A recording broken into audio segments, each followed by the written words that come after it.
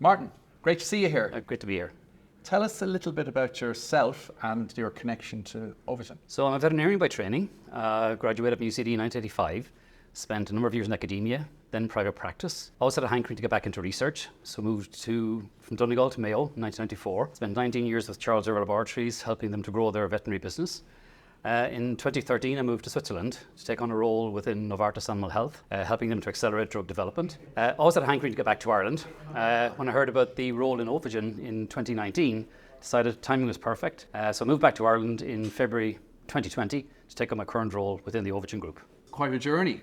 And in terms of the Ovagen part of that journey, what was it that attracted you to the overall project and the prospects for it? Yeah, so I suppose I've been peripherally involved in the project in the very, very outset. When this concept was floated initially, I was contacted for my surgical skills to help support the team. So I've always had peripheral interest in the project, and I could see over the years that the interest was growing, traction was great, gaining in the project concept. Then in 2020, when they received the first tranche of funding from the European Commission, it seemed to me like there was a validation now of the business from a global perspective.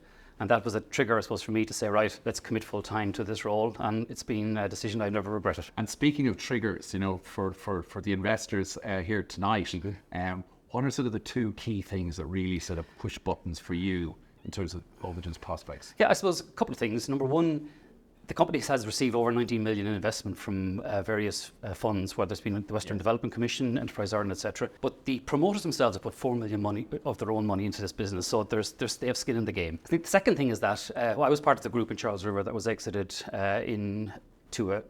bought by Charles River so many years ago, and it was a 68 times return on investment to people who invested in the company. So those two figures in terms of track record of delivery for customers and investors were, for me, key messages that said to me, this is a winning formula moving forward. Yeah, the money talks and the returns. Well, people invest, they invest in teams, they invest in people, but they also invest in terms of who's had a good track record, who's delivered. And certainly the Ovagen management team have delivered consistently. I hear you.